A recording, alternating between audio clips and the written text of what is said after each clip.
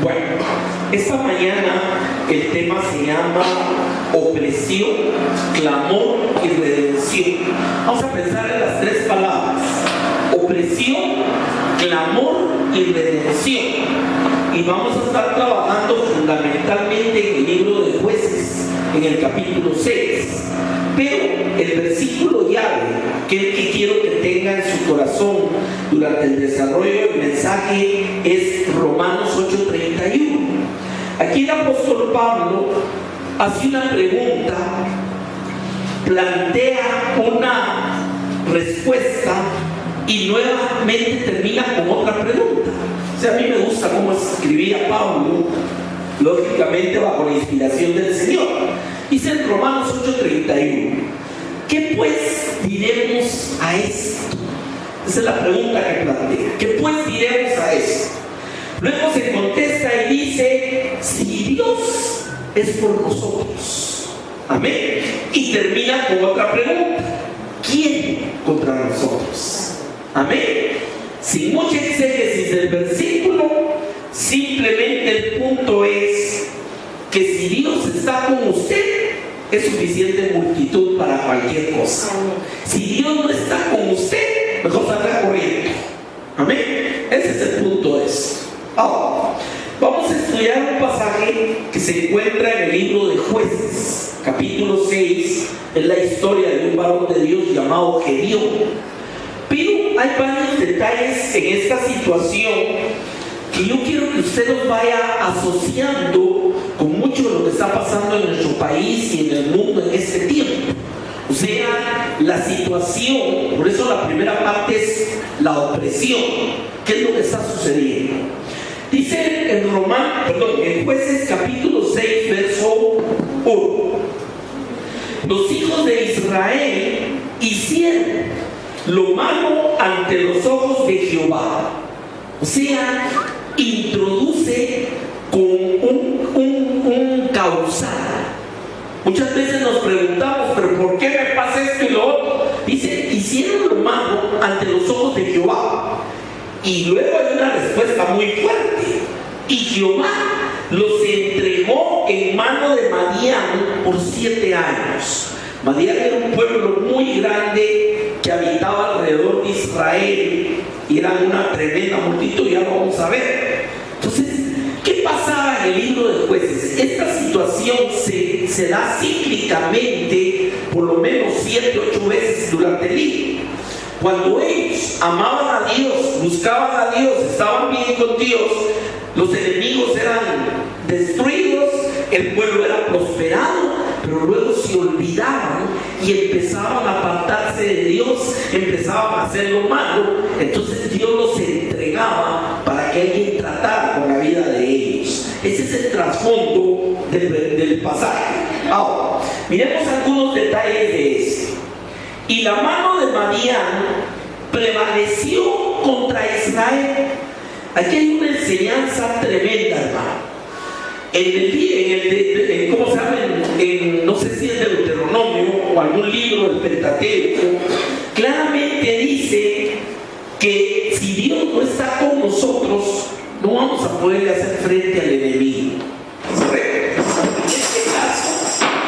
En este caso dice que prevaleció la mano de Madián contra Israel.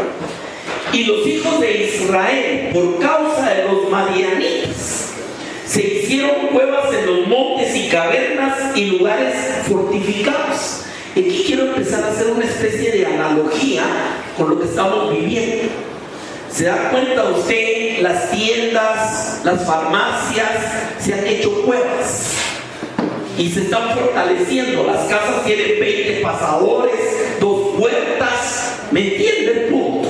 O sea, hay un encerramiento del que hace lo bueno. O sea, no es el malo. El que está tras las rejas es el bueno, el comerciante, o sea, a ellos les estaba pasando lo mismo. Tenían que esconderse en cuevas o fortificar los lugares por la mano de Madián. Ahora, sigamos bien. Pues sucedía que cuando Israel había sembrado, subían los madianitas, y aquí se suman otros enemigos, y los amalecitas, y los hijos de Oriente contra ellos subían y los atacaban. Y oigan, y acampando contra ellos, destruían los frutos de la tierra. Esto es bien importante, hasta llegar a Gaza, y no dejaban que comer en Israel, ni ovejas, ni bueyes, ni asnos. En otras palabras, el enemigo, Jesús dijo, viene a matar, robar y destruir. Y eso estaba haciendo el enemigo aquí. Estaban destruyendo, estaban robando. O sea, ya se imagina la calamidad de verse Israel ante un enemigo muy fuerte, tratando de protegerse de ellos y esconderse y fortificarse, y vienen a robarle sus frutos, no dejan nada del trabajo de sus frutos, y también se roban los animales. O sea, hermano, es una analogía de muchas cosas que estamos viendo en nuestra sociedad el día de hoy, y no en la sociedad nuestra, en el mundo. Amén. Sigamos leyendo. Porque ellos subían, ellos y sus ganados, o sea, los madianitas, y venían con sus tiendas en gran multitud como langostas. No sé si usted ha visto cuando hay una plaga de langostas de veces, casi en nuestro medio no se ve, pero dice que cubren el sol. Eso es por la multitud como langostas. Ellos y sus camellos eran innumerables. Así venían a la tierra, y oiga, esto es muy importante, para devastarla. Amén. ¿Cuál es el objetivo del enemigo en cualquier tiempo contra la humanidad? Devastarla, destruir. Pero vino a matar, robar y destruir. ¿Y cómo para la persona ante un enemigo de ese tamaño? Para fortificándose, escondiéndose, viendo que rescata. Porque una forma como se expresa el ataque del enemigo es destruyendo el fruto del trabajo de la gente. Ya se dio cuenta todo el paquete, cómo vamos teniendo una relación. Ahora, dice, aquí viene la consecuencia, verso 6. De este modo empobrecía Israel. Oiga esto, empobrecía Israel en gran manera a causa de Madián. El último estatus del enemigo sobre la vida del hombre es el empobrecimiento. Y Guatemala es un país más del 60% de pobres. Amén. Y de ese 60 hay un 30 y pico de lo que le llaman pobreza absoluta. O sea, gente que no tiene agua, no tiene luz, gente que sobrevive con $5 al mes a veces. Entonces, todas esas situaciones vienen a llamar una pregunta, y vemos claramente cómo el enemigo ha levantado una batalla, una pelea contra nuestros países. Curiosamente, los 3 países con el índice más alto de cristianos en todo el mundo son El Salvador, Guatemala y Honduras. Y también son los 3 países de las más altas tasas de homicidios y de un montón de delitos. Le llaman el Triángulo Norte. Ahora, ¿qué está pasando? Lo que está pasando son situaciones como las que leemos, y el punto está, ahorita vamos a ver de regreso, ¿qué es lo que Dios espera que hagamos nosotros? Porque no solo entender, está mal la cosa, no, es ver qué podemos hacer, y vamos a aprender una lección ahí. Bueno, conclusión de la primera parte: un enemigo fuerte, ellos huyendo y protegiéndose, un enemigo que le roba sus frutos, un enemigo que se lleva sus animales, un enemigo que en gran multitud viene para devastar la tierra, y como consecuencia produce un pueblo con pobreza y lógicamente un pueblo lleno de temor. Ese es el otro punto. Y el último, sin esperanza. Amén. Sin esperanza, o sea, sin ver fin del túnel, la luz al fin del túnel. Entonces, yo le pregunto esta mañana a mi amado, dibuja esto de una manera magistral lo que estamos viviendo hoy. O sea, se sentirá así el pueblo, lleno de temor, sin esperanza, empobreciéndose, viendo cómo el fruto de su trabajo lo destruye. Esa es la situación que estamos viendo. Por eso este pasaje tiene muchas lecciones para nuestra vida. Y este es el trasfondo, este es el contexto en medio del cual se va a dar la situación que vamos a ver, porque ahorita entra Dios en el asunto. En el capítulo 6, verso 6, la parte final, cuando dice que ellos se empobrecían en gran manera a causa de Madián, aquí empieza el retorno. Oye, y los hijos de Israel clamaron a Jehová. Yo quiero hacerle una pregunta. ¿Qué es clamar? Señor, te pido, ¿será así? ¿Qué es un clamor, hermano? O sea, un clamor no es que sea un grito o el volumen que tenga. Es el derramar en mi corazón porque tengo una necesidad. ¿Me entiendes? Es un clamor. O sea, que el pueblo llegó a un extremo que ya no soportaba esa presión, ese empobrecimiento, el temor del enemigo, y empiezan a clamar a Jehová. Y hermano, aquí le quiero decir esto. La pregunta es, ¿por qué llegar hasta el extremo para clamar a Dios? Porque fíjese que el pasaje empieza diciendo que los hijos de Israel hicieron lo malo ante los ojos de Jehová. Muchas veces en la vida del hombre llegamos al extremo. Cuando ya no aguantamos, cuando ya la cosa está que ya no se puede, entonces nos recordamos de clamar a Dios. Pero ese clamor a Dios para el Señor tiene un valor muy especial también. Vamos a ver este segundo elemento. Verso 7. Cuando los hijos de Israel clamaron a Jehová a causa de los madianitas. Y aquí algo interesante. ¿Cómo empieza a responder Dios? Y Jehová envió a los hijos de Israel un varón profeta. O sea que la primera forma de acercarse, de responder de Dios, es un profeta. ¿Por qué?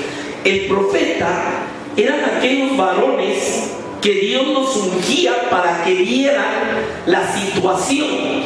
O sea, pero espiritualmente, ellos iban más allá de que había madianitas, no, podían ver la situación espiritual. Ese era el ministerio profético. Entonces dice, les mandó un varón profeta, el cual les dijo, así ha dicho Jehová Dios de Israel. Dios empieza a construir por medio de un profeta y empieza a traer su palabra. No puede haber restauración, no puede haber quebrar la mano del enemigo si primero no hay palabra. ¿Me entiende? Ya vamos viendo el orden. Ahora, ¿qué les dice? Yo os hice salir de Egipto y os saqué de casa de servidumbre. Lo que les está recordando es la voluntad perfecta para su pueblo. Yo no los saqué para que los madianitas los tengan como los tienen. Yo los saqué de donde estaban en casa de servidumbre para traerlos a esta tierra. O sea, les está recordando el pacto que había hecho con ellos. Luego dice, os libré de la mano de los egipcios y de mano de todos los que los afligieron. Tenían toda una historia ya de más de 100 años de que recordaban cómo Dios destruyó el ejército de Faraón, cómo Dios terminó con los mismos amalecitas y con otros enemigos que se les opusieron en el camino, cómo Dios destruyó las murallas de Jericó para entregarles esa tierra, cómo les fue entregando una a una todas las tribus que habitaban en lo que Él le había dado a su pueblo. Lo que les está recordando, ese recordatorio tiene dos objetivos en Dios. El primero es que te acuerdes que tienes un Dios todopoderoso que no va a librarte la primera vez, sino te ha venido librando. Y la segunda, que eres el que te ha puesto donde estás, es el que te ha bendecido, es el que te está guardando. O sea, esa es la primera parte. Tienen que entender, ya se les olvidó que Dios los sacó, ya se les olvidó que quebró la mano del enemigo, ya se les olvidó que los trajo aquí. Y sigamos bien. Os libré de la mano de los egipcios y de mano de todos los que os afligieron, a los cuales eché delante de vosotros y os di su tierra. O sea, ¿qué les alabando al Señor. O sea, cuando el hombre pierde la perspectiva de que Dios es el que es su bendición, van a empezar a pasar cosas así, hermano. ¿Me entiende? Va a empezar a pasar. No hay cosa peor que oír a alguien llenarse la boca diciendo yo he hecho, yo puedo, yo tal cosa. Lo que está diciendo es que Dios no se en su vida. ¿Es cierto o no es cierto? Ahora, les tiene que recordar todo esto. Y ahora viene y les dice en el verso 10: y os dije, yo soy Jehová vuestro Dios. No temáis a los dioses de los amorreos, en cuya tierra habitáis, pero no habéis obedecido mi voz. Y aquí cierro el círculo primero. ¿Por qué estaban como estaban? ¿Tenían un Dios poderoso? Sí. Entonces, ¿qué pasaba? Que el enemigo estaba enseñoreado. Hermano, yo siempre he dicho, si usted está dentro de la casa y está lloviendo a cántaros, usted no se va a mojar. Pero si lo agarra allá afuera, lo va a mojar y tiene que salir corriendo para la casa. Si usted tiene una vida que viva en la presencia de Dios, el Señor dijo: nadie que yo haya tomado me será arrebatado. Y cuando el Salmo 91 describe situaciones como esta, ¿cómo es el que se expresa? El que habita al abrigo del Altísimo morará bajo la sombra del Omnipotente. Amén. O sea, ¿qué había pasado en este pueblo? ¿Por qué se había llegado a ese tipo de situaciones? Porque no habían obedecido la voz de Jehová.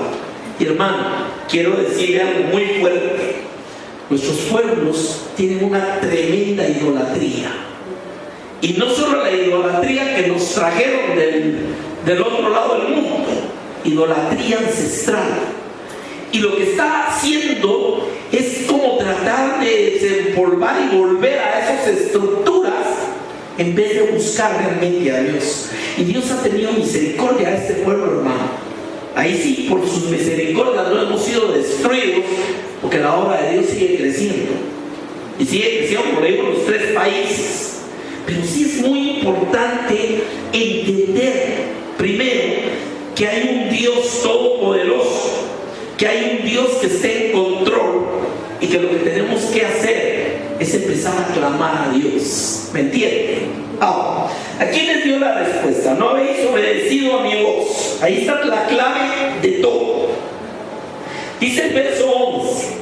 Aquí es la primera cosa que hizo Dios fue mandar un profeta a recordarles quién era Él y a decirles por qué estaban como estaban. Esa es la primera parte.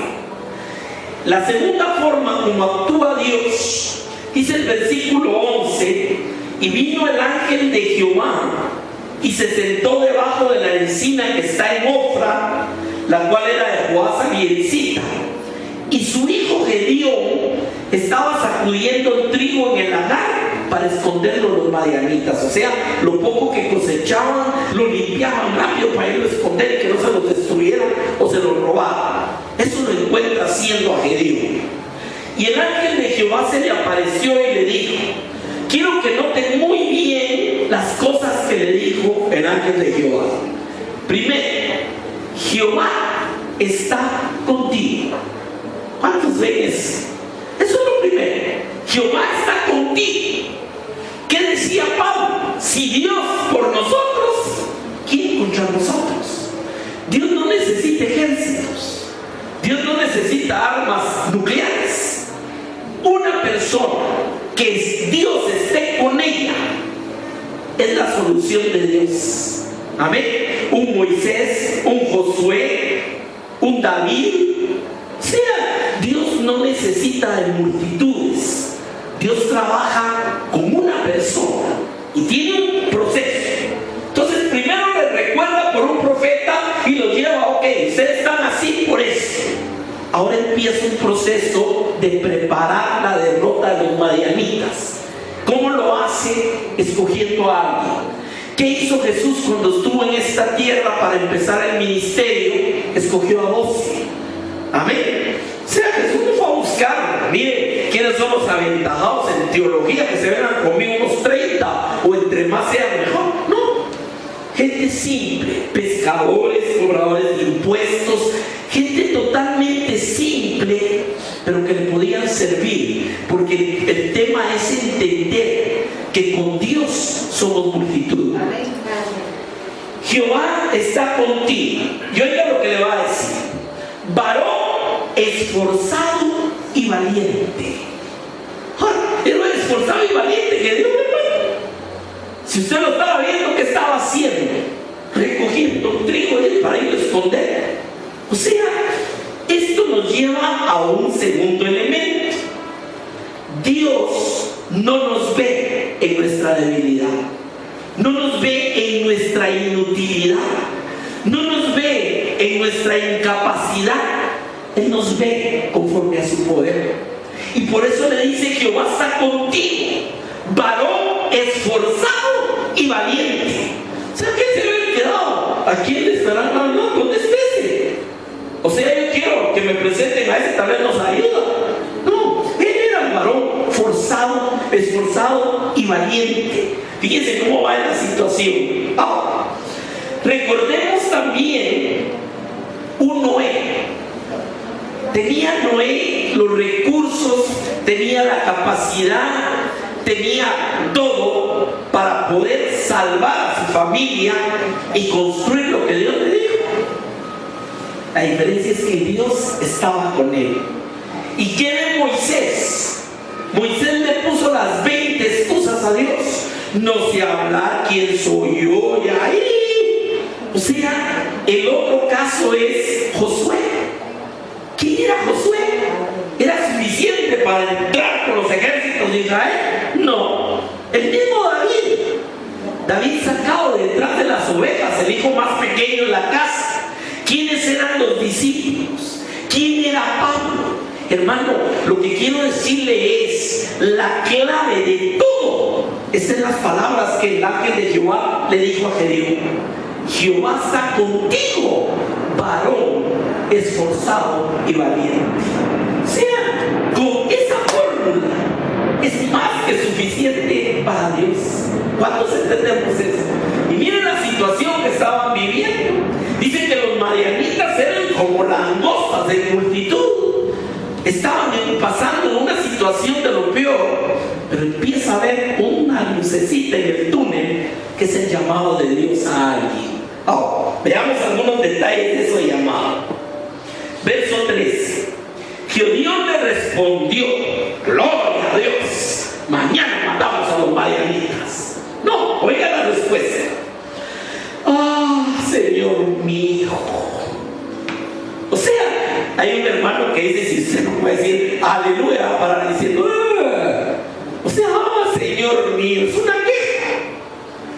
Si Jehová está con nosotros, ¿por qué nos ha sobrevenido esto? O sea, lamentablemente, cuando no entendemos que Dios está con nosotros, empezamos a reprochar a Dios. Fíjense lo que le dice: ¿por qué nos ha sobrevenido todo esto? Y oiga, esto es bien tremendo. ¿Y dónde están tus maravillas que nuestros padres nos han contado? O sea, como diciendo: sí, mi tatarabuelo me contó de que abriste el mar. ¿Dónde está eso? La situación, la circunstancia que dio era muy diferente a la gloria que los antepasados contaban de la obra de Dios. Y por eso lo primero que pregunta es: ¿y dónde estabas? ¿Dónde estás? Si estás con nosotros, ¿por qué estamos así? Mire, oiga, ¿dónde están todas tus maravillas que nuestros padres nos han contado diciendo: no nos sacó Jehová de Egipto, y ahora Jehová nos ha desamparado y nos ha entregado en manos de los madianitas? Ahora, aquí me detengo, hermano. El peor problema de cualquier persona o país es no entender la raíz de sus problemas, porque entonces empieza a dar patadas de ahogado, ataca aquello, ataca lo otro, pero lo que está atrás, lo que subyace, lo que abrió la puerta, no lo ataca. ¿Me entiende? En ningún momento Gedeón dice: sí, nos hemos apartado, fue justo el Señor, como hizo Jeremías cuando vino la destrucción en el libro de Lamentaciones. lamentaciones, ahí reconoce que las cosas pasaron por culpa de todos los siglos de los siglos, que Dios mandó profetas y no quisieron morir. Pero aquí en este caso, este hombre lo que empieza es a cuestionar a Dios. Y quiero llamar la atención de un punto acá. Conocía la historia de cómo vivían ahí y lo que Dios había hecho por ellos, ¿o no la conocía? Sí, sí la conocía. Oigan lo que le dice: nuestros padres nos han contado, pero tiene un divorcio intelectual entre lo que dice que es Dios y lo que él está viendo. ¿Me comprende el punto de esto? Entonces mucho cristiano sabe versículos, sabe mucho de la Biblia y cree en Dios, pero su vida está divorciada de lo que sabe y lo que está viviendo. Y eso le estaba pasando a este pueblo. Amén. Mire, hoy en la mañana decía que les compraba algo que me dio risa. Decía: hermano, una papa es muy nutritiva. Ahora, ¿de qué le sirve a usted esa papa si usted se está recordando de la papa, se recuerda del sabor, de cómo huele y dice: ay, qué rica la papa? Sí, pero no le va a servir de nada si no le encuentra y se la come. Fíjese qué diferencia lo que estaba tratando de eso. Y eso es exactamente lo mismo. Que Dios sabía de un Dios todopoderoso que los había sacado, que había hecho maravillas, pero ahora viene y le pregunta: ¿pero dónde está ese Dios? ¿Dónde están sus maravillas? Y claro, es una forma de queja, es una forma de cuestionamiento, pero por supuesto que no entendía ese ciclo, porque había venido lo que estaba pasando. Amén. Bueno, sigamos bien. Mirándole Jehová, o sea que ahora es directo con Dios, le dijo: oye, quiero que ponga atención, ve con tu fuerza y salvarás a Israel de la mano de los madianitas. Oiga, ve con tu fuerza y salvarás a Israel de la mano de los madianitas. ¿Cuál es el secreto de esto? La frase final: no te envío yo. ¿Me está entendiendo esta mañana, mi amor? Si Dios te envía, tu fuerza es suficiente para Dios. Amén. Tu fuerza es suficiente para Dios. Lo que quiero que vayan notando, mi amado, es que no podemos desestimar el poder de Dios en nuestra vida. El problema es que no entendemos el poder de Dios. El problema es que todo lo miramos bajo la perspectiva de nuestra propia incapacidad o posibilidad. Entonces no se puede. Ah, no, mira, hermano, eso no se puede. ¿Y qué voy a servir yo para eso? ¿Qué voy a saber yo, hermano? Mire, ¿yo qué puedo ofrecer? No ese es el dicho de la gente. Todo el mundo va por ahí. ¿Qué le podía haber dicho Gedeón? Lo que le dijo. Oiga la respuesta. Entonces respondió, verso 15, otra vez: ah, Señor mío. ¿Correcto? ¿Con qué salvaré yo a Israel? Pues, Señor, te equivocaste, pues. Se le apareció a Moisés y le dijo: vas a ir a Egipto y vas a sacar a mi pueblo. Y yo, pues, ni siquiera sé hablar. Amén.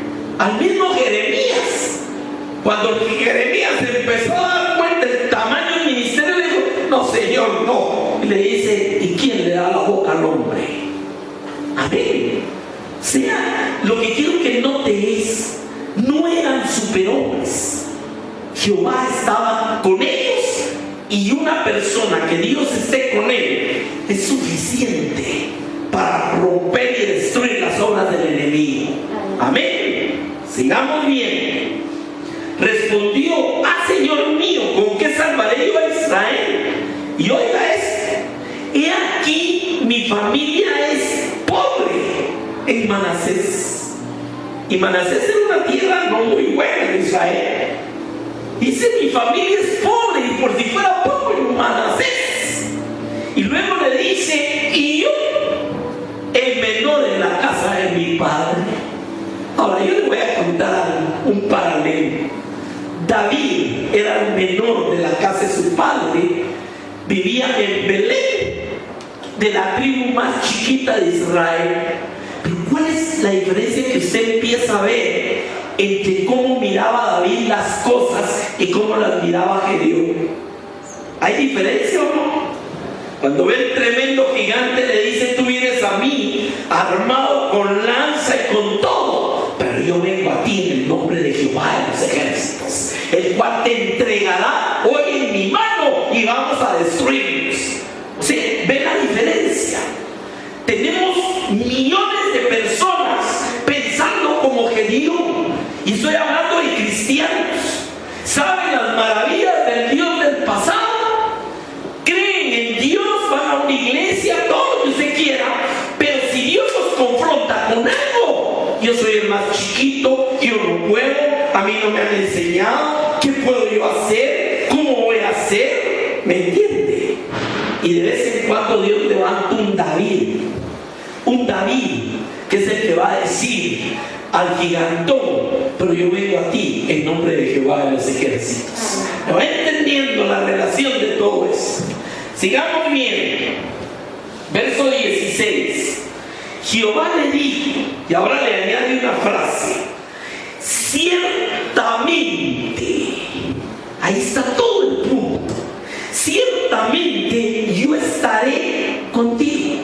O sea, que Dios no es lo que tú tienes, no es tu familia pobre, no es que seas el más pequeño, no es que vivas en Manasés.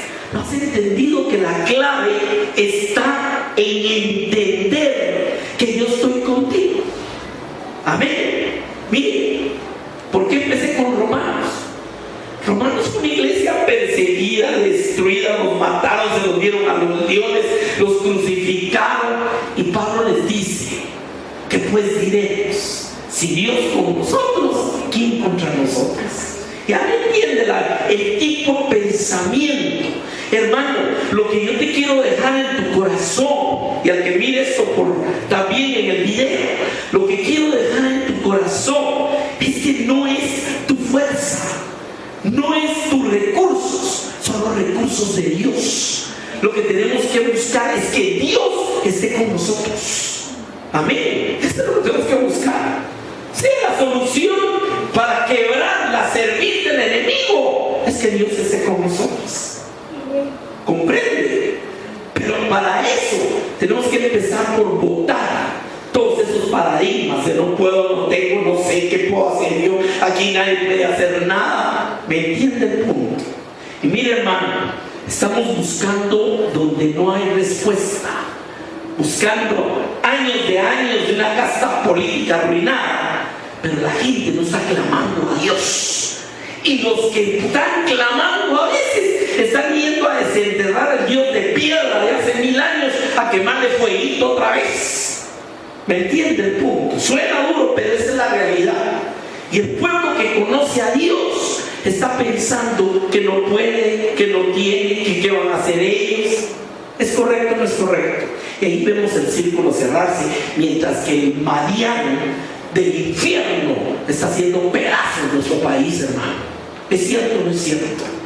Vino a matar, robar y destruir, lo que vimos en el contexto del pasaje. Ahora, sigamos viendo esto. Ciertamente yo estaré contigo, y oiga la consecuencia, y derrotarás a los madianitas como a un solo hombre. O sea que el enemigo es como uno cuando Dios está contigo. ¿Ya vimos la diferencia de esto? Pues vas a derrotar. ¿Por qué el apóstol Pablo decía que somos más que vencedores? ¿Por qué decía que nos lleva de victoria en victoria en Cristo Jesús? Hermano, tenemos que entender y aprender. Déjese guiar, déjese usar por Dios. Ahí está todo el punto. Todos sus peros, todos sus porqués, todo lo que usted quiera poner o anteponer, hágalo a un lado y ponga a Dios. Y va a ver la gloria de Dios. Amén. Es tan importante, nunca se me olvida, cuando llegó a la tumba de Lázaro, Jesús, ¿qué les dijo? Quiten la piedra. Mucha gente no oye la palabra de vida de Dios porque tiene una piedra, hermano. Una piedra de prejuicios, una piedra de religión, una piedra de incredulidad, una piedra de orgullo, llámele como quiera, pero son piedras que no dejan que la voz del Hijo de Dios entre hasta donde estamos muertos en pecados y delitos. ¿Entiende el punto? Y tampoco la va a quitar Él. Les dijo, quítenla ustedes. Y la otra le decía, Señor, ya viene, no, que no te he dicho que si crees verás la gloria de Dios. Yo le pregunto, ¿usted quiere ver la gloria de Dios, hermano? Vamos a estarlo cantando. Hágalo vida. Empiece a creer que Dios está con usted, que usted es capaz de derrotar a las circunstancias y a los ataques del enemigo en su vida, porque esa es la verdad de Dios. Sigamos bien. La preparación ya para la victoria. Aquí ya venimos con eso. Capítulo 6, verso 25. Aconteció que la misma noche le dijo Jehová: toma un toro del hato de tu padre, el segundo toro de 7 años, y derriba el altar de Baal que tu padre tiene. Corta la imagen de acera que está junto a él. Esto se llama limpieza. Limpieza.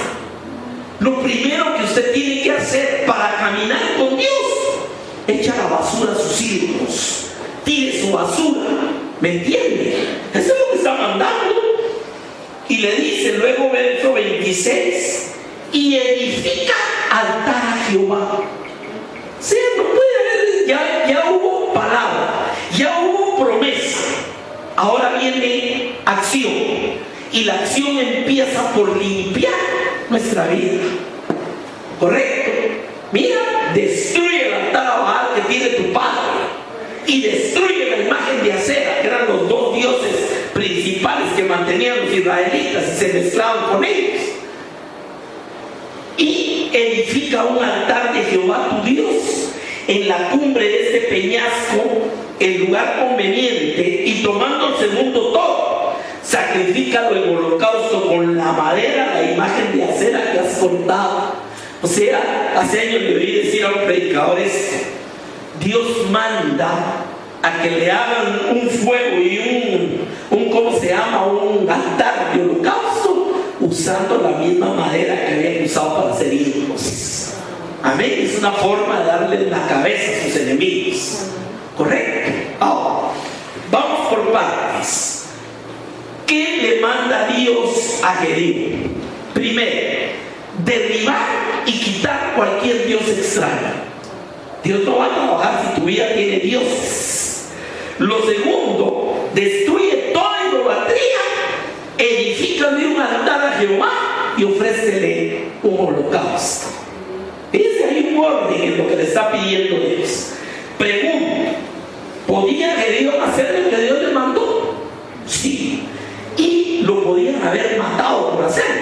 Si usted lee el pasaje, en la mañana cuando se levantaron y vieron destruido el altar de Baal y vieron hecha quemada y hecha pedazos la acera, llegaron a la casa de ¿cómo se llama? Del papá de Jeroboam y le dijeron: saca a tu hijo, tiene que morir por lo que hizo. Estaban indignados por su idolatría.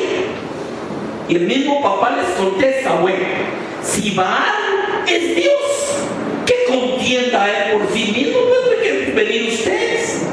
Y sabe que el apodo, sobrenombre de Jeroboam es ese. Quiere decir el que contendió.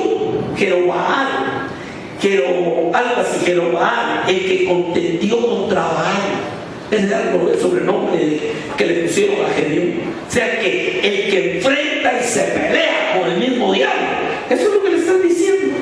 ¿Correcto? Sigamos bien. Entonces, aquí ya viene ya toda la preparación. Vino y empezó a reclutar gente, Gedeón, y llegó a juntar 10,000. ¿Eran bastantes o no?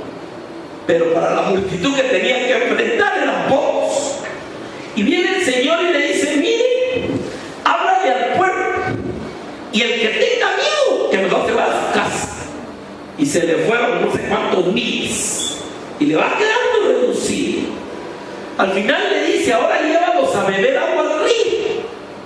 Y el que no se agache para tomar agua, sino la tome así, a ese retengo. Los demás despídelos. Y le deja 300, hermano. O sea, si 10,000 eran pocos, 300 van a ser menos. Pero el problema no está que las armas que usan los hombres, sino es el arma y la estrategia de Dios. Igual que Jericó, denle vueltas, muchachos. Y al séptimo día le dan 7 vueltas, tocan la trompeta y van para adentro. ¿Quién tiró los muros adelante? El Señor. ¿Me entiende? Sigamos bien. Verso 7, capítulo 7, Jueces, verso 7. Entonces Jehová dijo a Gedeón: con estos 300 hombres que lamieron el agua, os salvaré, y entregaré a los madianitas en tus manos, y váyase toda la demás gente, cada uno a su lugar. No necesito multitudes. Dios no trabaja con multitudes, trabaja con alguien con una visión y le va reduciendo lo que necesita. ¿Estamos bien? Verso 8. Y habiendo tomado provisiones para el pueblo y sus trompetas, envió a todos los israelitas a sus tiendas y retuvo a aquellos 300. Y tenía el campamento de Madián abajo en el valle. Aconteció que aquella noche Jehová le dijo: oiga lo que le va diciendo el Señor: varón esforzado y valiente, ve con tu fuerza y salvarás al pueblo. Yo estoy contigo, ciertamente estoy contigo. Y vamos viendo lo que le está diciendo. Ahora oiga lo que le dice aquí. Jehová le dijo: levántate y desciende al campamento. ¿Por qué? Porque yo los he entregado en tus manos. Y aquí quiero llamarle la atención de algo, mi amado. No dice los entregaré, no dice mira vamos a probar, dice los he entregado. Para Dios era un asunto finiquitado, estaba hecho.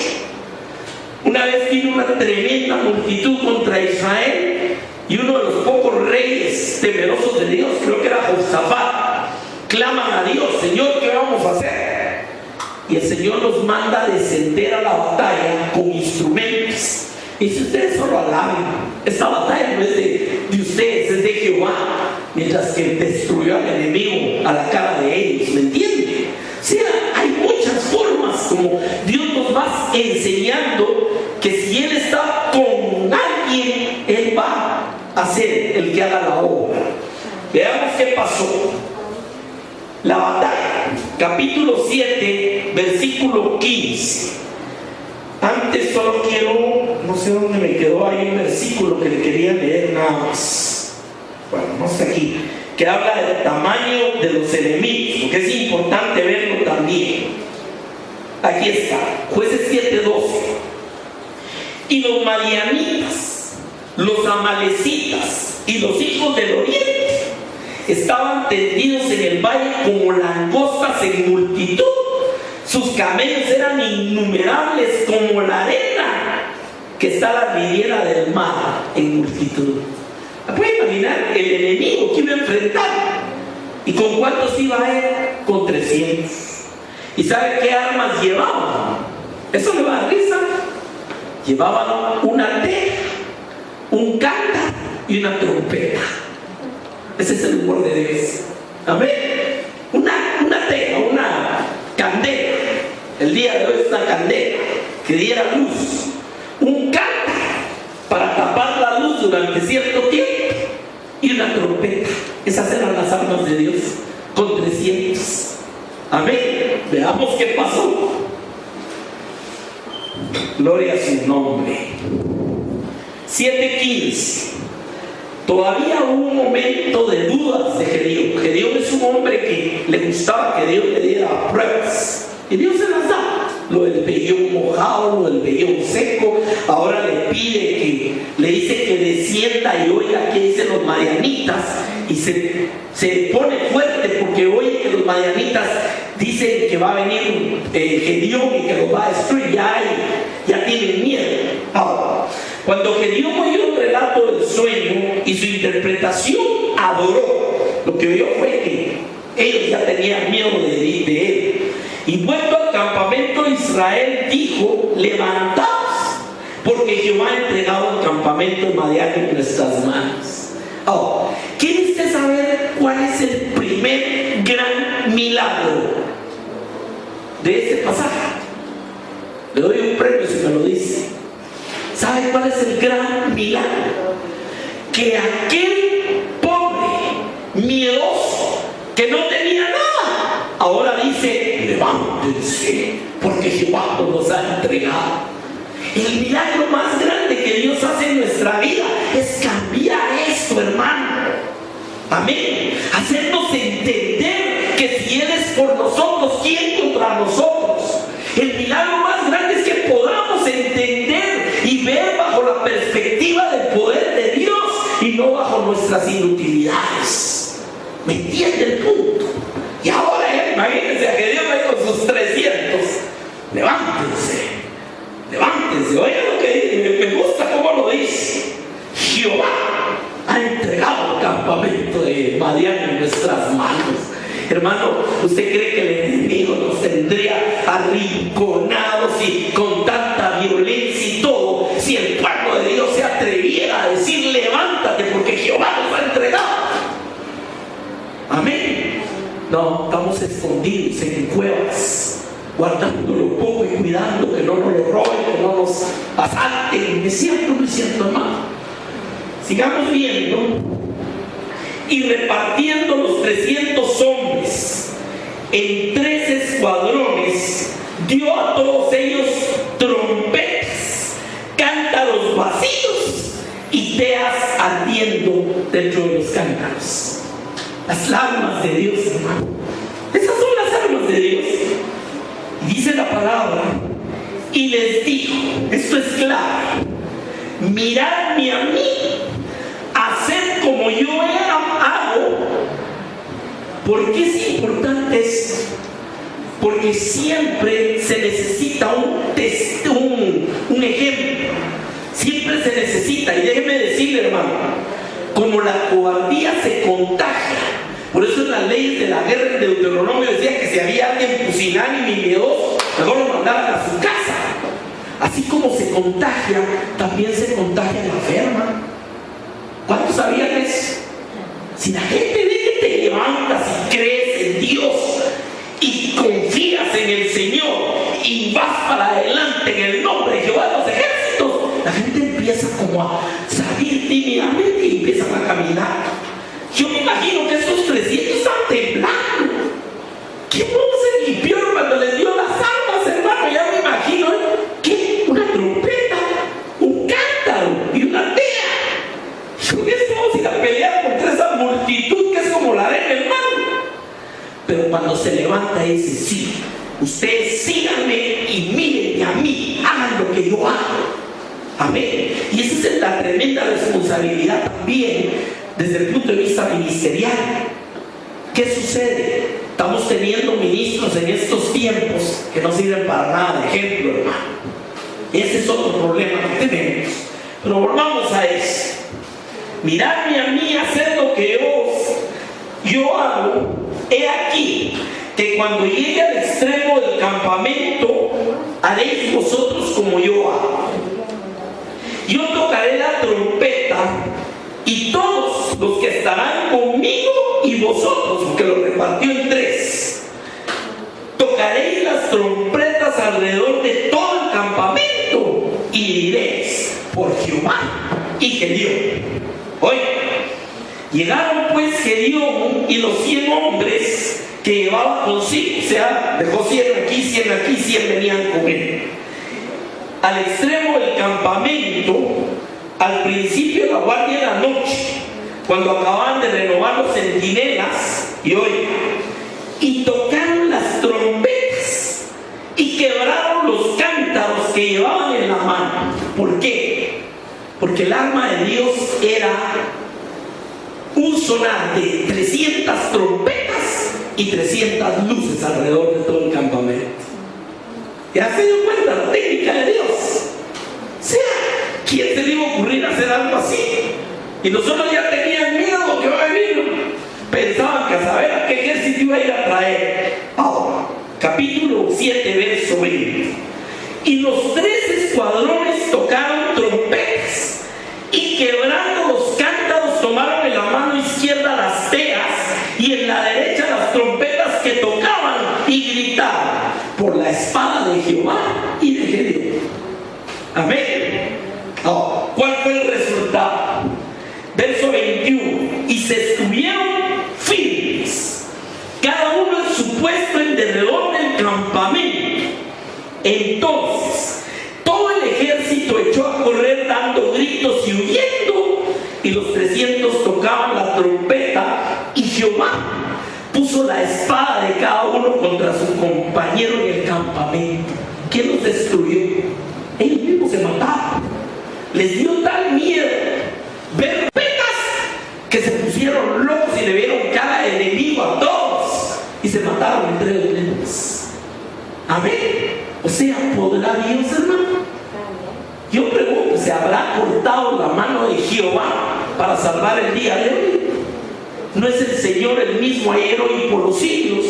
Hermano, yo sigo creyendo en un milagro para este país. Pero Dios necesita Gedeones.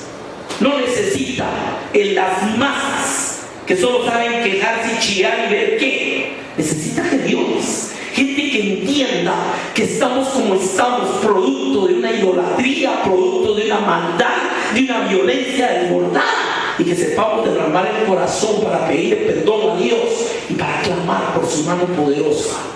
¿Cuántos creen eso conmigo? Ay, hermano, pero somos tan poquitos. Eran poquitos 300 para una multitud como la arena en el mar. Dios no trabaja por multitudes. Trabaja con corazones que estén dispuestos a decirle: heme aquí, Señor, como dijo Isaías, envíame a mí. Terminemos, hermano. Primero, ¿cuál es el resumen de todo esto? Primero, el clamor al Señor. Esa fue la primera clave. La limpieza de la idolatría en los dioses ajenos. El pacto de obediencia. El compromiso, ser un ejemplo para los otros. Se hacen las cosas conforme a la palabra de Dios, aunque no nos parezca lo más adecuado. Cuando le dijeron a Noé: construyete un arca, no se puso a discutir con el Señor si el mar está no sé cuántos miles de kilómetros, aquí ni lago hay. No, le obedeció. Cuando Dios les mandó a levantar las manos de Moisés para que ganaran una batalla, no le preguntaba al Señor: ¿y para qué la van a levantar? No, se la levantaron, punto. Correcto. Mire, siempre que el hombre obedece a Dios, va a ver la gloria de Dios. ¿Me entiende? Y eso es lo que pasó aquí. Aunque no pareciera lo más adecuado, esta batalla se ganó de una forma similar a la de Jericó. Digo similar en el sentido que no tenía lógica militar estratégica. O sea, ¿cómo iba a ir a ganar, a botar unas grandes, unas grandes murallas y a vencer a los que están ahí dándole vueltas? Pero ese era el plan de Dios. ¿Cómo voy a vencer esa multitud con una T y tocando una trompeta? Sí, pero ese era el plan de Dios. Y le voy a decir, ambos tienen en similitud que Dios lo hizo como nadie se esperaba. Y ambos tienen que hubo alguien que obedeció y fue el ejemplo. Aquí fue Gedeón, allá fue Josué. Pero hay otra cosa más, hermano. En ambos casos nos habla también que Dios puede salvar con una trompeta, con caminar, con una tea. O sea, no tiene que tener misiles para ganar una guerra. Amén. Terminemos de ver esto. Limpieza de vida, pacto de obediencia, compromiso y que se hagan las cosas como Dios dice. ¿Cuáles son las consecuencias de esto? Dios destruye al enemigo y liberta y restaura y redime a su pueblo. Pues eso es lo que vimos, hermano. ¿Cómo se llama el mensaje? Opresión, clamor y redención. ¿Ya entendió el orden? Quiero terminar con este pasaje. Mateo 28, 18. Jesús se acercó y les habló diciendo: toda. Diga conmigo, toda. Toda potestad me es dada en el cielo y en la tierra. Ah, no, mire, hermanos, que Él gobierna en los cielos, pero aquí el diablo, ¿será así la cosa? Está diciendo, toda potestad me ha sido dada. No dijo me será dada, no dijo cuando yo regrese, no dijo dentro de 1000 años. No, me ha sido dada en los cielos y en la tierra. Verso 19. Por tanto, no se han leído los decretos que, porque no sé quién, no sé cuánto, no sé, por tanto, y manda lo que hay que hacer. Este es el decreto de Dios. Por tanto, ir y hacer discípulos a todas las naciones, bautizándolos en el nombre del Padre, del Hijo y del Espíritu Santo, y enseñándoles que guarden todas las cosas que os he mandado. Ahora, ¿cuál es nuestro poder? ¿Cuál es nuestra capacidad para algo tan de ese tamaño? Oiga, y he aquí, yo estoy con vosotros todos los días hasta el fin del mundo. ¿Cuántos entendemos esta mañana, no? ¿Cuántos guerriones está buscando Dios? ¿Cuánta gente que se atreva a obedecerle, a creerle? Gente que ya no suspire por las historias que nos contaron los abuelos, sino empiecen a ver la gloria de Dios el día de hoy. Vamos a orar. Amén.